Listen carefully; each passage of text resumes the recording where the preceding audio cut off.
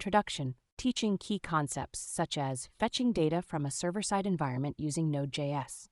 Importance of this skill for developers to interact with APIs, databases, and other data sources. Discussion on how to use the Fetch API in Node.js to retrieve data. Understanding the Fetch API in Node.js. Fetch API is a modern replacement for the older XML request API. It is promise-based, making it more powerful and flexible. Natively, Fetch is a browser-based API and not available in Node.js. To use it in Node.js, we must install a package like nodefetch or isomorphic fetch.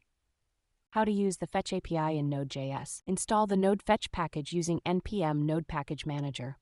Require it in your Node.js file? Make a fetch request. Handle the response and error. Tips and tricks: always handle errors. Fetch won't reject on HTTP error status. Check if the response.ok property is false to catch HTTP errors. Always return your promises when chaining promises, common error-prone cases. Using fetch in Node.js without realizing that it's not natively available.